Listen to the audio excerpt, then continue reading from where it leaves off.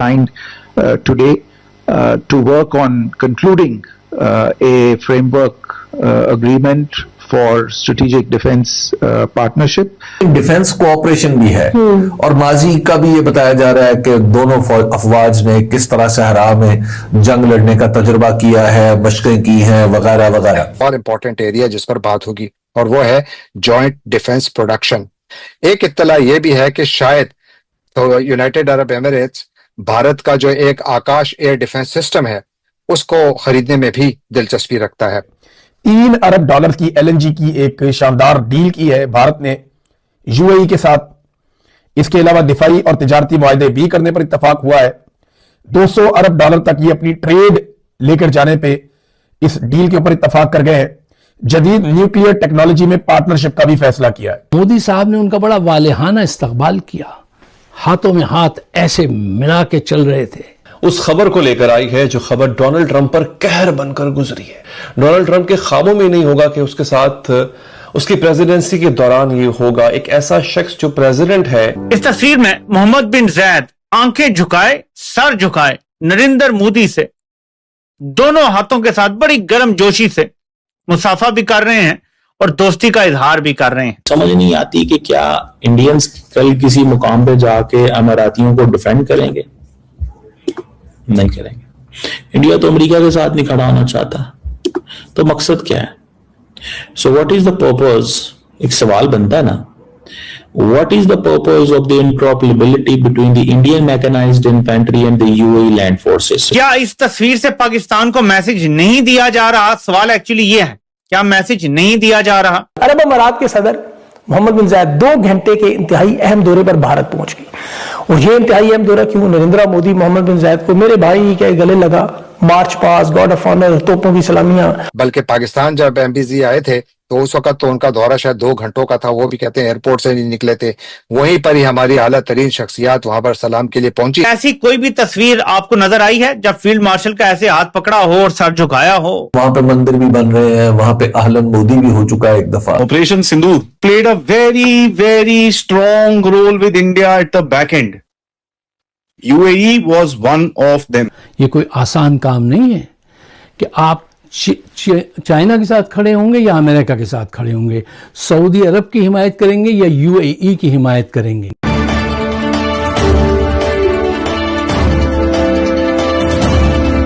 एक और बड़ी खबर जो कि इस खित्ते से आ रही है वो मुत्तहिदा अरब अमारात के सदर मोहम्मद बिन जायद आइंदा चंद घंटों में भारत पहुंच रहे हैं। उनका एक रोजा दौरा है, बहुत अहम दौरा है, क्योंकि ये एक ऐसे मौके पर आ रहा है कि जब सऊदी अरब और मुत्तहिदा अरब अमारात के ताल्लुकात सबको मालूम है।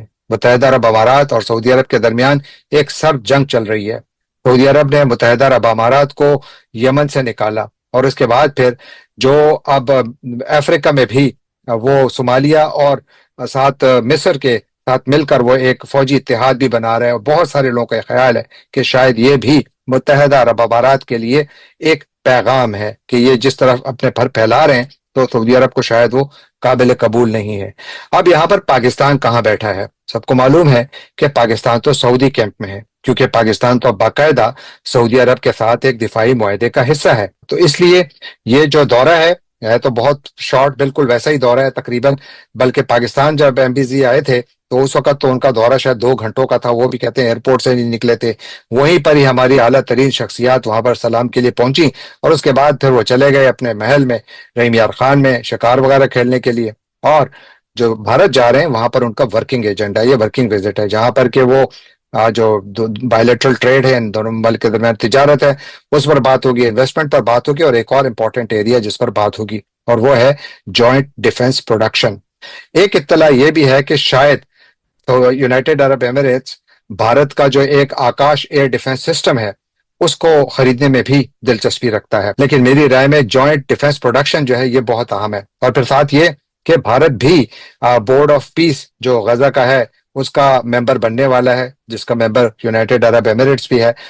इस सिलसिले में भी यकीनन भारत और मुत्तहिदा अरब अमारात के दरमियान बातचीत होगी, क्योंकि भारत इन दोनों ममालिक के बहुत करीब है, यानी मुत्तहिदा अरब अमारात के भी बहुत करीब है और इसराइल की भी बहुत करीब है। तो और मुत्तहिदा अरब अमारात इसराइल के बहुत ज्यादा करीब है। इस तस्वीर में मोहम्मद बिन जायद आंखें झुकाए सर झुकाए नरेंद्र मोदी से दोनों हाथों के साथ बड़ी गर्म जोशी से मुसाफा भी कर रहे हैं और दोस्ती का इजहार भी कर रहे हैं।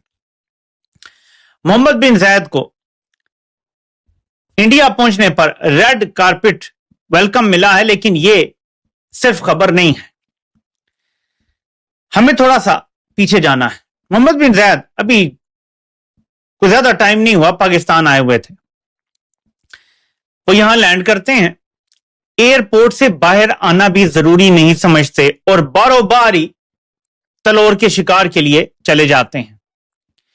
फिर शहबाज वगैरह को वहां जाके शिकार के दौरान इनसे मुलाकात करनी पड़ती है, लेकिन जब ये इंडिया लैंड करते हैं तो एयरपोर्ट से बाहर भी जाएंगे और फॉरेन पॉलिसी के हवाले से बड़े फैसले करके और वहां पे बड़े मुआहदे करके वापस आएंगे।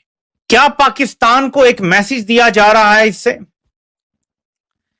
क्या इस तस्वीर से पाकिस्तान को मैसेज नहीं दिया जा रहा? सवाल एक्चुअली यह है, क्या मैसेज नहीं दिया जा रहा? क्या ऐसी कोई भी तस्वीर आपको नजर आई है जब फील्ड मार्शल का ऐसे हाथ पकड़ा हो और सर झुकाया हो और शहबाज का ऐसे हाथ? ये लोग जरूर पकड़ते हैं हाथ, वो तो मरियम ने भी पकड़ लिया था, लेकिन उन्होंने अपना एक हाथ आगे किया था। जब मरियम ने भी पकड़ा था तो उन्होंने अपना एक हाथ, जैसे बादशाह अपना हाथ आगे करता है ना कि ठीक है बोसा दे लो, ऐसे था। यहां पे मैं आपको हमेशा कहता हूं कि तस्वीरें बोलती नहीं है बल्कि चीखती हैं, चिल्लाती हैं और सूरत हाल को बयान करती हैं। ये ऑफिशियल अकाउंटों से पोस्ट हुई है। मोहम्मद बिन जायद की आंखें झुकी हुई हैं, सर भी आप समझ सकते हैं कि झुका हुआ नजर आ रहा है, और मोदी को आप देखें कि वो किस तरह फातिहाना अंदाज में देख रहा है उनकी तरफ। तो यह पाकिस्तान के लिए एक इशारा भी हो सकता है। क्या यह इशारा नहीं है? इसका जवाब आप लोग खुद सोचें और कुछ डॉट कनेक्टिंग आप लोग खुद भी करें। आप ये देखेंगे यूएई के बारे में इनके बड़े बड़े दावे थे। सबसे ज्यादा दौरे दुबई के या यूएई के किए हैं पाकिस्तानी हुक्मरानों ने। लेकिन आप देखें दुबई के हुक्मरान शेख जैद बिन अल नहयान जब पाकिस्तान तशरीफ लाए शिकार खेलने के लिए, तो वो एयरपोर्ट से बाहर नहीं आए। एयरपोर्ट पे सारे लोग जाकर उनको मिले।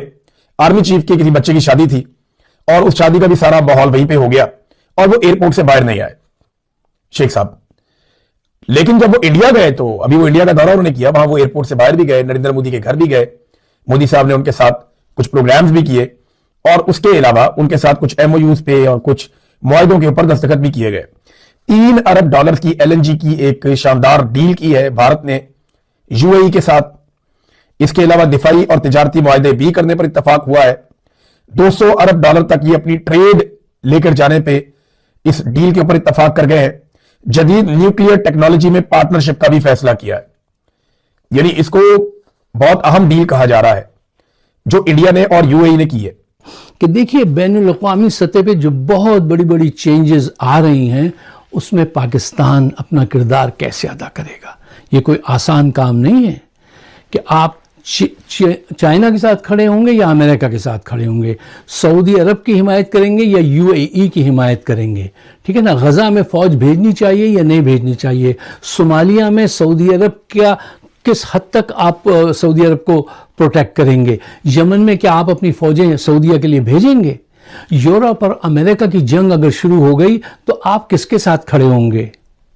वहां से आपको स्पेशल स्टेटस मिला हुआ है यूरोप से, आपकी गुड्स वहां सारी जाती हैं, ठीक है। तो ये हर तरह के मसाइल आपके सामने हैं। क्या आप अमेरिका के लिए ईरान की मुखबरी करेंगे, डॉलर के लिए अफगानिस्तान का अड्डा छीन के देंगे, भारत से आपके ताल्लुकात कशीदा हैं उसको कैसे डील करेंगे। अमेरिका को सारी बड़ी कुव्वतों को पता है कि हम इस वक्त जो हुक्म देंगे इसको आसिम मुनीर को मानना पड़ेगी। क्यों?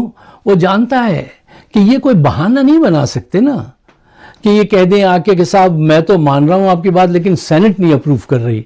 अरे अच्छा साहब ये जो है ना हमारी असेंबली जो है नेशनल असेंबली वो जो है सिर्फ 3 साल का टाइम दे रही है इस काम के लिए।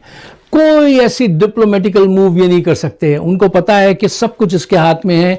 अभी ये एक कॉल करें और वो बूटा पालिश से कहें इधर आइए मियाँ ये करारदाद पास करा के आइन का हिस्सा बना दीजिए, वो कहेगा जी सर, वो जाके करेगा।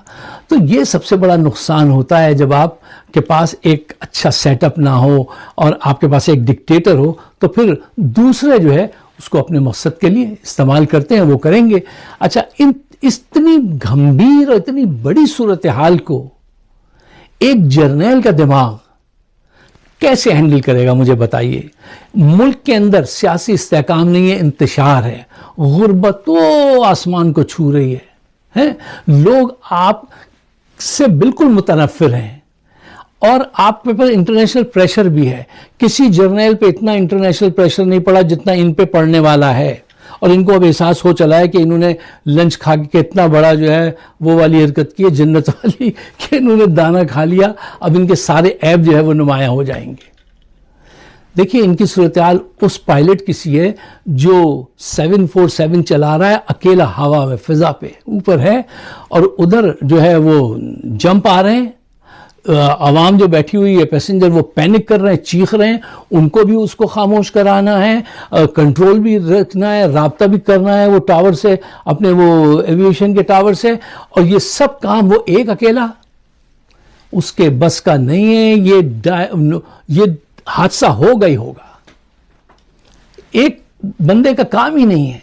फिर इनके साथ जो लोग इन्होंने अपने साथ रखे हैं, नून और पीपीपी, सर्टिफाइड करप्ट और चूहे, सिर्फ इनसे मफाद के लिए वाबस्ता हैं उनके, जब तक वो इनके साथ हैं। जिस दिन उनका मफाद जरा सा वो हुआ तो फिर वो इनको आके दिखा देंगे। तो दोस्तों, आपने देखा कि भारत और यूएई के बीच में ये जो डिफेंस पैक्ट हुआ है, जो डिफेंस डील जो भी साइन हुई है, वो कोई छोटी मोटी चीज नहीं है। पाकिस्तानी इसको हल्के में नहीं ले सकते। पाकिस्तानी इसको ऐसे ही समझें जैसे पाकिस्तान, सऊदी अरेबिया और टर्की, इन तीनों देशों के बीच में जो पार्टनरशिप पाकिस्तानी करने की कोशिश कर रहे हैं, जो डिफेंस पैक्ट है ये लोग करने की कोशिश कर रहे हैं। उधर अगर पाकिस्तान, सऊदी अरेबिया और टर्की है, और इधर भारत, इजराइल और यूएई है, इन तीनों देशों में एक बड़ा डिफेंस पैक्ट हुआ है। इजराइल इस डिफेंस पैक्ट में एक हिडन पार्टनर के रूप में है। इजराइल ज्यादा सामने नहीं आ रहा, लेकिन इजराइल की भी पार्टनरशिप इसमें बहुत बड़ी है। आप जानते हैं कि यूएई और इजराइल के आपस में संबंध भी बहुत अच्छे हैं, और भारत के इजराइल के साथ भी संबंध अच्छे हैं। तो इसलिए यह डिफेंस पैक्ट बहुत ही क्रूशल समझा जा रहा है मिडिल ईस्ट के मामले में। और यूएई भारत के किसी एक सेक्टर में इन्वेस्टमेंट नहीं कर रहा। भारत और यूएई के बीच में जो ट्रेड है उसको $200 बिलियन तक ले जाने का भारत और यूएई ने टारगेट रखा है।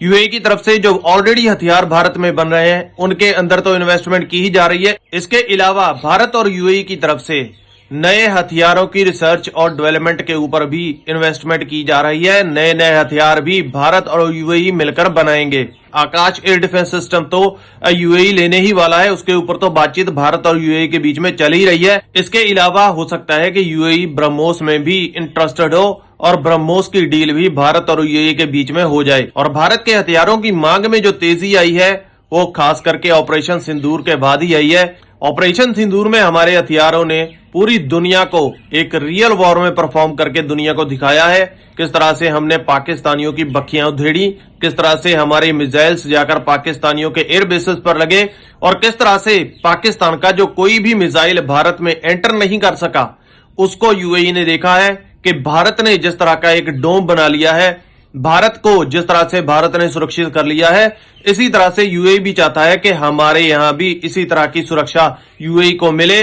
वहां पर जो ये लोग अरबों की इन्वेस्टमेंट कर रहे हैं उसको सुरक्षित रखने के लिए इनको बढ़िया एयर डिफेंस सिस्टम तो चाहिए ही। इसलिए यूएई भारत के आकाश एयर डिफेंस सिस्टम और इसके अलावा हम जो अपना बड़ा एयर डिफेंस सिस्टम बनाने जा रहे हैं, अपना S-400 से भी बड़ा एयर डिफेंस सिस्टम जो भारत बनाने जा रहा है, यूएई उसमें भी इंटरेस्टेड हो। और आसिम मुनीर ने ओवर कॉन्फिडेंस में यह एक बहुत ही बड़ा गलत कदम ले लिया है जो उसने यूएई को नाराज कर लिया है। यूएई की तरफ से पाकिस्तान में बहुत बड़ी तादाद में इन्वेस्टमेंट की जाती रही है और पाकिस्तानियों को खैरात के रूप में भी यूएई की तरफ से बहुत सारे दिरहम्स दिए जाते रहे हैं। लेकिन अब आसिम मुनीर की करतूतों के कारण इनको वो पैसा नहीं मिला करेगा। इनका प्रधानमंत्री पहले तो यूएई के पांव पकड़कर उनके सामने किसी तरह के मिन्नते तरले करके उनसे थोड़ा बहुत पैसा ले आया करता था, लेकिन अब इनको वहां से कुछ नहीं मिलने वाला।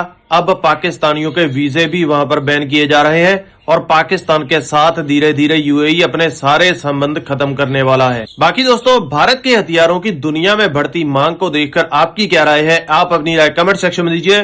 वीडियो अच्छा लगा तो वीडियो को लाइक कीजिए, चैनल पर नए हो तो सब्सक्राइब कीजिए।